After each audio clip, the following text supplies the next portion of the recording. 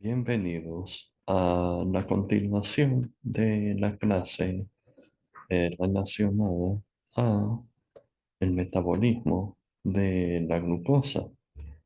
Ya habíamos hablado de múltiples reacciones químicas que ha sufrido la glucosa y vamos a ver la vía final de todos los nutrientes.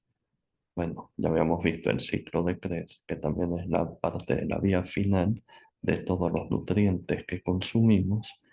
Y ahora vamos a ver qué es lo que sucede con los distintos equivalentes reductores que se han formado durante el ciclo de Krebs y otros pasos previos. El tema que vamos a ver hoy está relacionado con oxidaciones biológicas.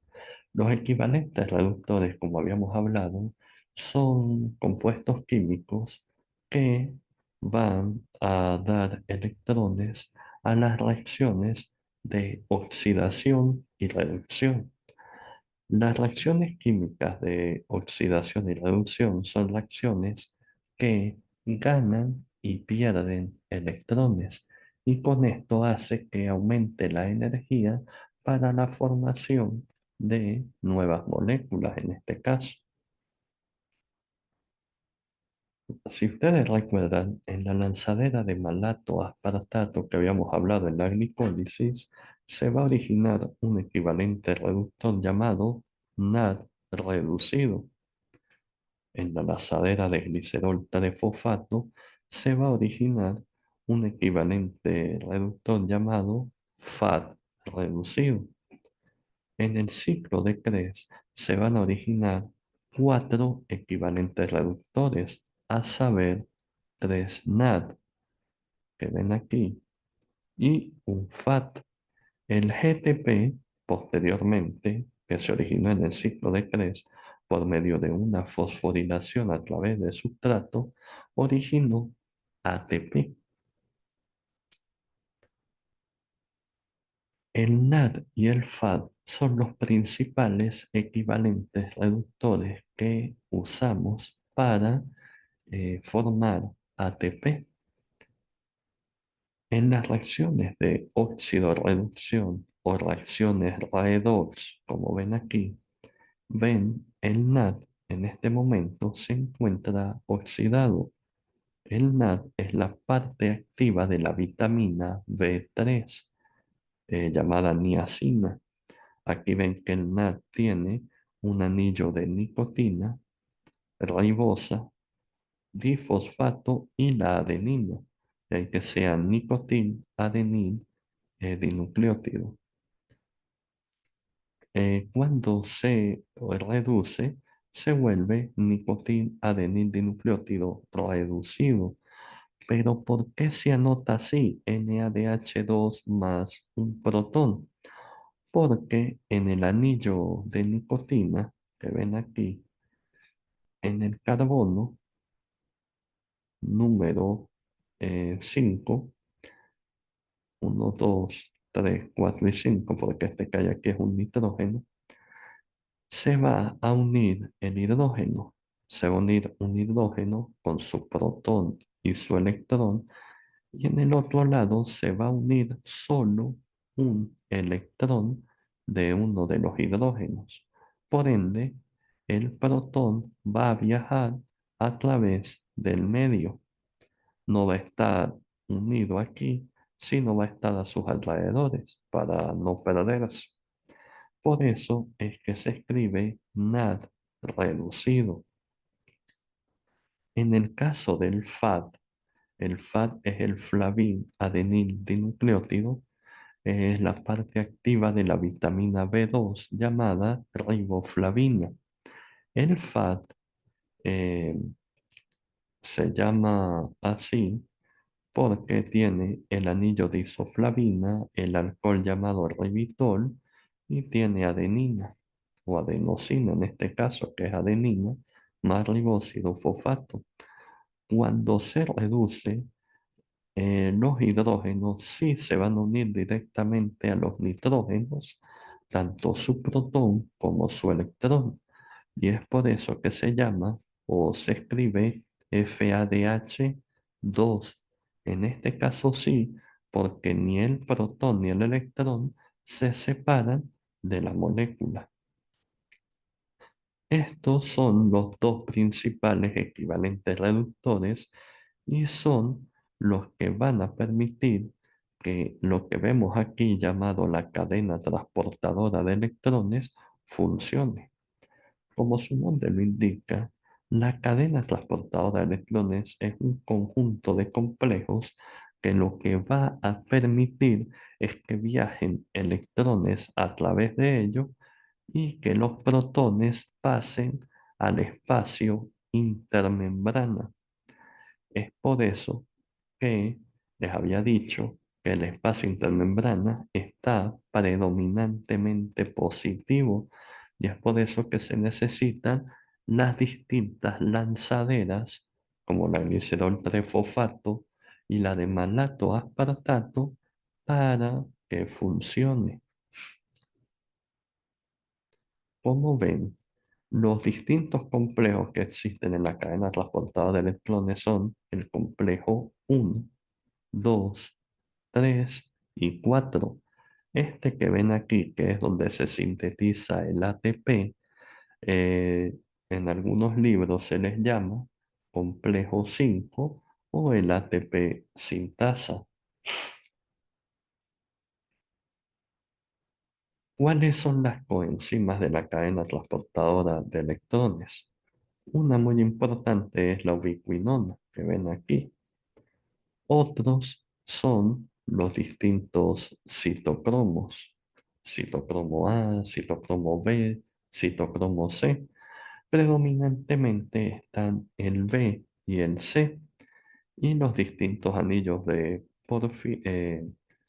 porfirina, sí, que ven aquí, con el hierro en su interior. Si es un citocromo C, va a tener un hemo C. Si es un citocromo B, va a tener un hemo B.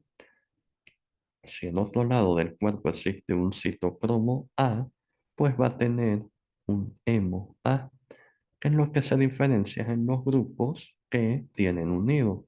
Pero eso es más de la especialidad de biología molecular y no es necesario que aprendan estos grupos.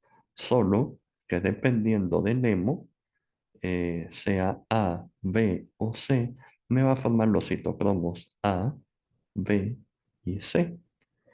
Y existen los centros de hierro y azufre. Existen los centros de hierro y azufre simples, los dicentros porque tienen dos y los tetracentros que tienen cuatro. En la cadena transportadora de electrones, lo que hace, como les dije, es transportar electrones a través de estos complejos para que los protones de los distintos equivalentes reductores pasen a la matriz mitocondrial y den la energía suficiente para que la ATP sintasa tome ADP del medio y forme ATP. La energía para que funcione este, este pequeño motor, muy importante porque es el que permite la vida, es a través de la fuerza energética que producen los protones. Estos son los distintos complejos que forman la cadena transportadora de electrones. El complejo 1 llamado nicotina de nucleótido Q-oxidorreductasa, la ubiquinona por enzima Q, que no pertenece a un complejo, sino que se encuentra viajando por la membrana mitocondrial interna, el complejo 2, la succinato Q-reductasa o succinato deshidrogenasa, que es la misma del ciclo de Krebs que les había mencionado, que se encarga de formar succinato fumarato, perdón, no, sí, de succinato a fumarato. La el complejo 3, que es la ubiquinona, citocromo C, óxido reductasa, el citocromo C, que se encuentra viajando también por la membrana mitocondrial interna, no forma parte de los complejos como tal, y el complejo 4, que es el citocromo C oxidasa. Cada uno de ellos lo que me va a decir es lo que ocasiona, qué es lo que recibe y a quién se lo cede. Por ejemplo, el complejo 1 del NAD se le cede los electrones a la Q, que es la coenzima Q.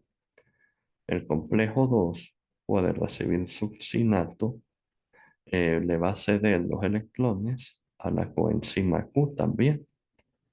El complejo 3, la ubiquinona, que es la misma coenzima Q, va a ceder sus electrones al citocromo C, que se encuentra dentro de el citocromo C, que estaba aquí, porque es que hay varios tipos, va a ceder, va a tomar los electrones, los va a llevar al complejo 4 y ahí es donde se va a oxidar por última vez. Todo lo que ven aquí, este es el complejo 1, el complejo 2 que forma parte del ciclo de Krebs, el complejo 3, el complejo 4. Y en algunos libros verán que existe el complejo 5, que es el ATP sintasa. ¿Por qué se hace todos estos pasos de ir pasando protones poco a poco y que los electrones pasen poco a poco? Es para que no se pierda mucha energía. Es para que la energía vaya disminuyendo poco a poco y no se pierda toda esa energía. Al ir disminuyendo poco a poco permite el paso de protones para que se acumule más energía para que al final formen ATP. Si pasara de aquí a aquí, solo pasaría un solo protón y no formaría nada de ATP y gastaría toda la energía en forma de calor. Al hacer esto de este modo, hace que sea energéticamente favorable, haciendo que pasen más protones al medio para que al final origine ATP. Recuerden que lo que llega del NAD y del FAD son moléculas de átomos de hidrógeno. Los átomos tienen electrones y protones. Cuando yo era estudiante, pues me costó bastante entender esto porque no lo veía como un ente separado. Entonces, el hidrógeno se va a dividir, su electrón va a quedar aquí regulado en forma de energía y los protones van a pasar al medio. Esto es importante que pase de esta forma de regulación para que no haya ningún daño a nivel atómico, ya que al existir algún tipo de daño, pues básicamente habría un daño a nivel atómico, un corte de un átomo, por ende podría originar hasta casi que una bomba atómica. Claro, esto una bomba de hidrógeno en este caso. El primer complejo, o el complejo 1, es lo que va a recibir desde el NAT reducido, lo va a oxidar y va a haber distintos mecanismos de reducción y oxidación. Esto que ven aquí son estos cofactores que van subiendo. Los cofactores no se van a mover, se van a mantener estáticos en el sitio donde deben ir. Entonces, el NAD llega, cede sus electrones a un flavil mononucleótido que se encuentra dentro del complejo 1. Ese se reduce, está reducido, cede los electrones a un centro de hierro-azufre o que está con dos núcleos, se va a reducir, luego también se va a oxidar y eso va a irse repitiendo vez tras vez, ese mecanismo de oxidación y reducción. y eso va a permitir que haya suficiente energía para que se transporten cuatro protones dentro de la matriz mitocondrial. Al final, los electrones se van a ceder a una proteína llamada ubiquinona o proteína Q, que es esta la que ven aquí, y esa se va a reducir. En el complejo 2, recuerden que este complejo es el mismo del ciclo de Krebs, la succinato deshidrogenasa, va a llegar el FAT que ven aquí, que estaba reducido, el succinato fumarato, va a originar FAT reducido, y él va a ceder sus electrones a centros de hierro azufre, posteriormente a este, luego a este, y va a existir los distintos complejos de oxidación y reducción. Este. Lo importante que vean es que hay fenómenos de reducción y oxidación.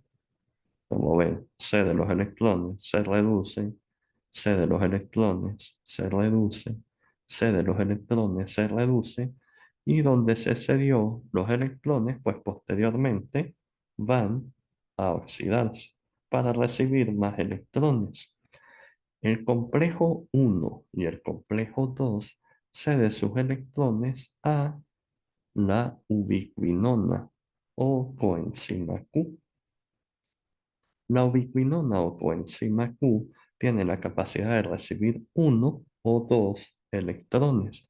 De esta forma podemos tener una forma oxidada de la ubiquinona o una forma reducida que se va a llamar ubiquinol. Si ven, está eh, un hidrógeno aquí y un hidrógeno aquí. Y está la forma es de que se encuentra intermedia, que solo tiene la ganancia de una reducción o de un electrón, que en ese caso se llama semiquinona. En el complejo 3 es importante que aprendan que existen dos cosas fundamentales. Uno es que cuando llega la coenzima Q, es en el complejo 3 donde existe el ciclo Q o ciclo de la ubiquinona, que es esto amarillo que ven aquí.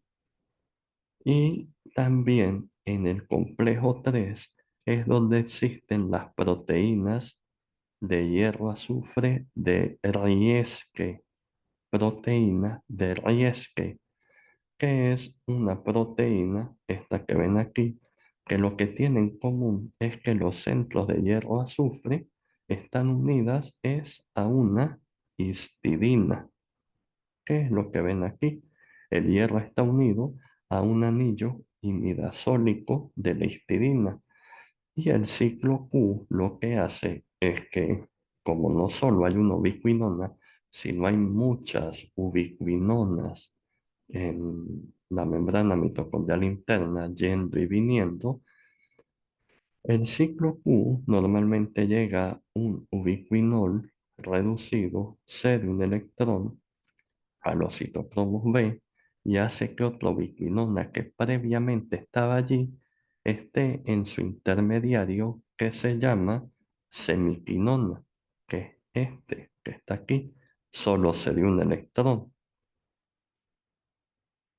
En el siguiente ciclo, cuando llegue otro ubiquinol, otro electrón es el que se va a ceder a otro citocromo B.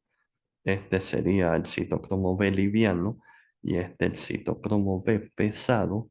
El citocromo B pesado va a captar la semiquinona y con el otro electrón que vino de otro ubiquinol le va a ceder ese electrón a la semiquinona para que se vuelva ubiquinol y ella logre salir de ese citocromo B pesado y pueda ceder los electrones a la proteína como tal. Ustedes dirán, ¿Por qué si el ubiquinol tiene dos electrones? ¿Por qué los dos no los cede aquí? Porque un electrón, este complejo solo tiene capacidad para un electrón hacia el citocromo B liviano y otro electrón hacia el perdón, hacia el centro de hierro azufre que tiene. Por eso es que en esta vía aparece por 2. No es tan fundamental que se aprendan el ciclo, pero lo que sí quiero que sepan es que en el complejo 3 está la proteína de Riesque y es donde ocurre el ciclo de ubiquinol, que es por eso que ustedes ven aquí, o el ciclo Q, el ciclo de la ubiquinona. Por eso es que ven ustedes aquí a lo que dice MOBL, MOBH, todo eso. Y como el ubiquinol cambia de un sitio a otro. Estos son los distintos citocromos. Recuerden que si es un citocromo C va a tener este anillo de porfirina. Si es un citocromo B va a tener un MOB. En el complejo 4, antes de pasar al complejo 4, quiero que vean que en la reducción, o mejor dicho, en el transporte de electrones, al final se ceden los electrones a un citocromo C, que es el que ven aquí. No es este que dice HemoC1 ni citocromo C1. Estos están unidos al complejo 3, sino es un citocromo C que está en el espacio intermembrana y después se va a solubilizar en la membrana mitocondrial interna para llegar hasta el complejo número 4, que es este que ven aquí. El citocromo C llega con 4 electrones y se lo va a ceder a los centros de cobre. Hayamos hablado que en los complejos 1, 2 y 3 hay centros de hierro y azufre. En este hay centros de cobre, que hay cúprico y cuproso, que son los estados de oxidación del cobre. Se reducen y se oxidan. Posteriormente, lo ceden a un citocromo A que tiene un anillo de porfirina A, que es este que vemos aquí. El citocromo A va a ceder los electrones que ganó a otros citocromos que se encuentran diluidos aquí. Como ven, hay centros de cobre, centros de citocromo A, centros de citocromo A3 y todos ellos se van a reducir. Y es aquí donde llega el oxígeno que respiramos al complejo 4 y gracias a ese oxígeno que respiramos, que inhalamos, sí, que respiramos, llega al complejo 4 y él, antes de que salgan los electrones, va a unirse para formar dos moléculas de agua. Si ven, aquí es oxígeno molecular. Entonces me va a originar dos moléculas de agua, porque un oxígeno atómico forma una molécula de agua y otro oxígeno atómico me va a formar otra molécula de agua. Por eso forman al final dos moléculas de agua, que es lo que ven aquí, y por haberse cedido cuatro electrones. Todo esto es lo que ven aquí, como en cada lado del complejo se ganan cuatro o dos protones al espacio intermembrana.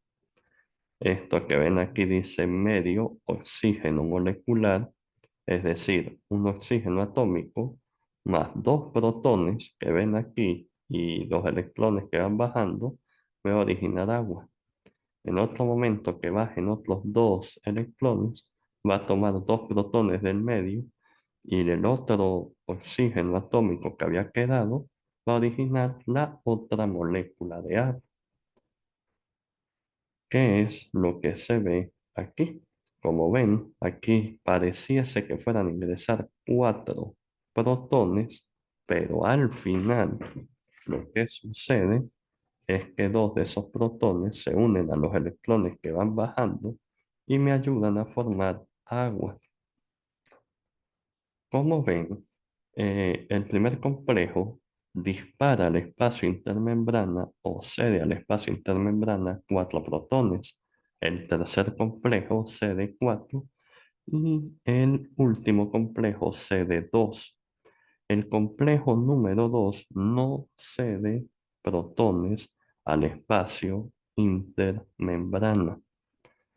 Es por eso que el FAD origina menos ATP que el NAT, porque el NAT empieza a mandar protones desde el complejo 1, pero el FAD que empieza a trabajar aquí, como ven, no manda protones, sino hasta que llega al complejo número 3.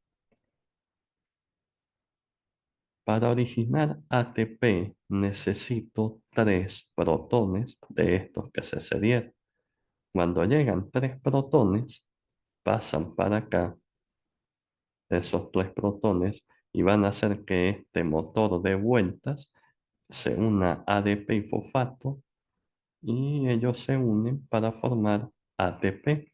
Esos tres protones van a volver acá para que tratar de pasar, pero es donde se toma para formar agua o simplemente se quedan aquí para volver a pasar y así van a estar continuamente hasta que muramos.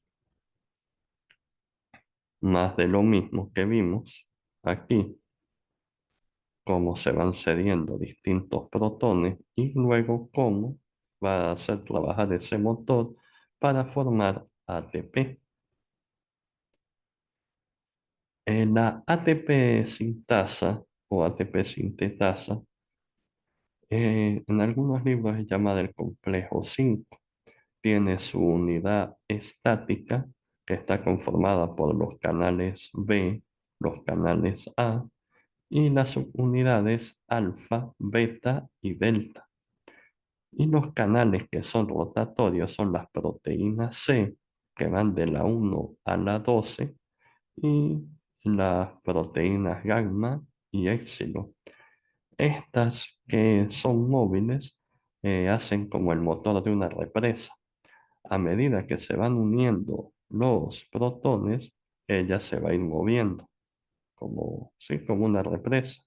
A medida que se mueven, los protones van a ir pasando y van a dar la energía suficiente para que el ADP se vuelva ATP, que es lo que vemos aquí.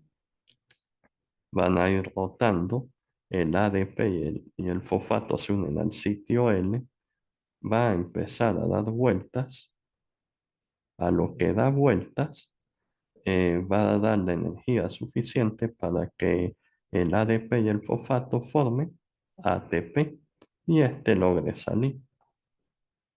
Esto que vimos aquí. Recuerden que la ATP sintasa o ATP sintetasa tiene los proteínas C, gamma y épsilon son las únicas que son rotatorias. En este caso, como ven, el potencial que se da para formar ATP es debido a un potencial eléctrico, primero, porque los protones que están aquí van a hacer que el espacio intermembrana sea predominantemente positivo y en la matriz cerca de la membrana va a estar predominantemente negativo. Entonces, para evitar el cambio brusco, los protones van a buscar salir para llegar aquí y neutralizar esa carga. Entonces, lo que hace es que cuando salen, salen con tal energía que permiten el movimiento de esto. De igual forma, la diferencia de pH da un potencial químico que me va a originar la energía para dar ATP. Entonces, ese ATP se va a originar primero por un potencial eléctrico y también por un potencial químico. Al haber muchos protones aquí, pues el pH de este lado es más ácido que el de este lado.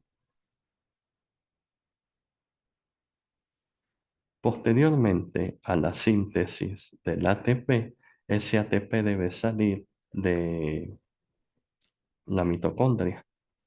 Para salir de la mitocondria al citosol celular se usa una adenosina nucleótido translocasa, que lo que va a originar es que el ADP o adenosin difosfato entre a la mitocondria a cambio de un ATP que va a salir al citosol. Y existe un transportador de fosfato y protones. Recuerden que el fosfato tiene carga negativa, el protón es positivo y por eso es que ambos van a llegar a la mitocondria. De esta forma es que se va cediendo la energía celular. Esto que ven aquí son distintos venenos que evitan el flujo de protones y de electrones y me pueden dañar la cadena transportadora de electrones. Como ven, el cianuro inhibe el cuarto complejo. Al inhibir el cuarto complejo, pues los otros tres van a dejar de funcionar porque van a empezar a acumular electrones y no van a poder ceder la energía para excretar agua. Esta es el agua metabólica que se excreta. Por eso es que cuando se reduce un alimento formamos CO2 y agua. El CO2 recuerden que lo formamos en el ciclo de Krebs. En este punto de la cadena transportadora de electrones y fosforilación oxidativa que se da a través de la ATP sintasa, eh, originamos agua. Hay proteínas desacopladoras. Estas proteínas lo que hacen es que antes de que el protón llegue a la ATP sintasa, son proteínas llamadas UCP, hacen que el protón salga a la matriz mitocondrial y no va a originar ATP, sino este paso del protón, como lleva tanta energía acumulada, lo que va a originar es calor. Y esto lo usa principalmente el tejido graso pardo de los bebés y de los animales que hacen invernación. O nosotros cuando estamos sufriendo de hipotermia. Por eso es que nos vamos quedando dormidos, porque no originamos ATP, sino que ese protón lo usamos aquí para originar calor. A lo que no estamos originando ATP, pues vamos acumulando ADP y nos vamos quedando dormidos hasta que lamentablemente la persona muere debido a la hipotermia. Y eso ha sido todo con respecto a la clase de la cadena transportadora de electrones, que es a cargo de los complejos 1 a 4 y de la fosforilación oxidativa, que es a cargo del complejo número 5. Espero que hayan disfrutado estas clases.